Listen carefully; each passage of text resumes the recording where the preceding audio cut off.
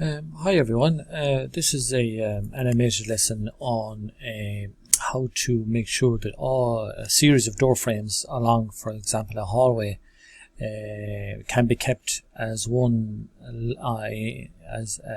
line or on one vertical plane, as it were, because from the point of view of the plaster and how the wall would look later on, that would be very important that all the jambs would line up if there's a few door frames along that hallway. So just got into it here now. Just illustrate the point there in writing, of course, as I've just stated. Yeah, it's all the same plaster line. So here's your frames coming in.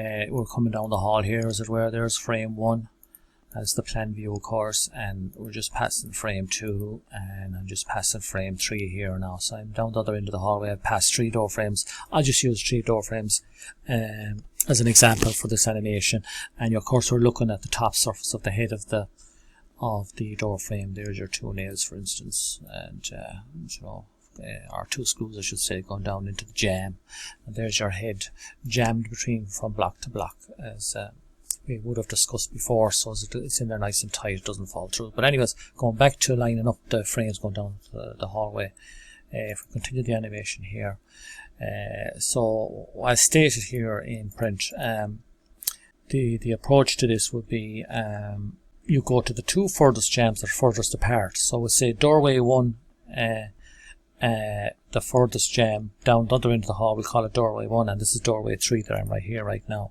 So this is the furthest jamb away from the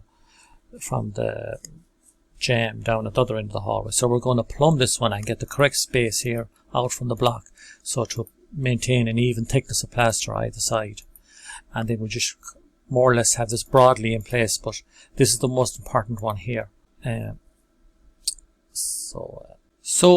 Once we've established an equal thickness of plaster here and here, we'll pop in 2 nails into the ingrain of the head here, and this side as well here. You'll see that happen there. As you would with any door frame, you want to make sure it doesn't move after you've gone to the trouble of getting an even space.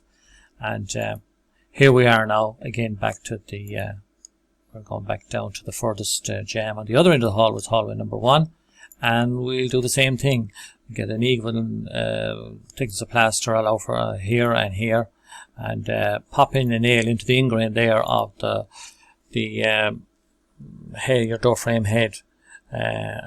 Just to make the point, by the way, here it shows the door frame head here jammed between the blocks, but of course the back of the jamb you would have at least a gap of 10 mil for plumbing up the frame and wedging it in place, etc, etc. So just remember that the head of the frame overextends the back, the jamb itself. I know you can't see it from this perspective, but there's the 2 screws coming in either side there, going into the ingrain of the head, just keep it in place. And again, you'll be plumbing down then that particular part of this area here. You'll be plumbing down the edge of the jamb. It's the edge of the jamb that you'll plumb down from there on, and keep the face of the frame relatively plumb, but the most important thing now to keep plumb is the edge. And when you do plumb it down, you are also when you are putting in the first screw down at the bottom of that, you'll go to the bottom of the jamb. Actually, the one that's furthest away from the head is the best one to put in next, because you know, if when you drive in the screw, if the frame shifts a millimeter or half a millimeter off plumb down the far end, down near the floor, it won't matter so much. But if you drive in the central screw, or worse again, the screw near the top of the head when you plumb the jamb, well then if you're half a mil up there at that height, by the time you get down to the floor you'll be more than that off. You'll be amplified as you're going down towards the floor. So that's why I tend to do the screw fixing close to the floor first, before I come back up to the centre, then put that one in second, and then the last screw then I put in with the one near the head. So the point they're making here then in print is next spring a line along the heads from the 2 furthest jambs, as we already spoke about, and you'll see here there's my red line that I've sprung, builder's line, or it could be fishing line, you know, there it is there. Could be a fishing line, you know, those neon coloured, because you can stretch them so that they'll go good and straight when you stretch them. And you'll see a black dot here. That's the the body of a 4-inch nail is what I typically use, and the head of the nail then will rest on the top of the head, the door head, so it doesn't fall through. So I keep that space off the line, because if I kept pushing the frame down out along the hall and kept touching that line, well, after a while I'd start pushing the line out, and then I'd be gone out of alignment. So you wouldn't want that. So you need a spacer off the line always for that reason. So the animation is going to continue here then, and I'm just putting in print there for you guys to see. Yeah, there you go. Yeah. So, and then you do of course the same at the other end. We're going down the other end of the hall now, and there's the middle frame which is not put into position yet.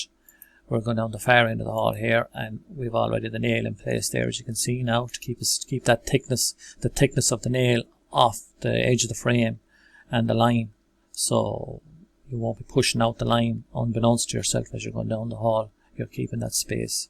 And next we go into the intermediate frame then, and we'll pull that out as well, and we'll use the nail, the spacer or nail or whatever you want to call it. We observe that, and same procedure.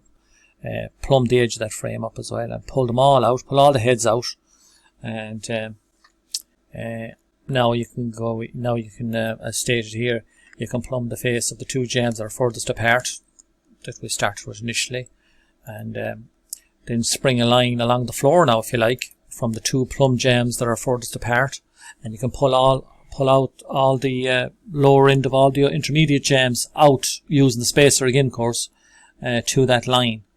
And of course you can do a final check with the level, but you'll be pretty close if you use that approach. And of course you can always use a spacer from rebate to rebate along the floor as well, so you know now you're keeping the correct space as well, you know, at the bottom, which should that 2x1 lat, for instance, if you use it as a spacer, should fit snug into the head of the door. And if it fits snug into the head of the door, it should also fit snug into the bottom of the door.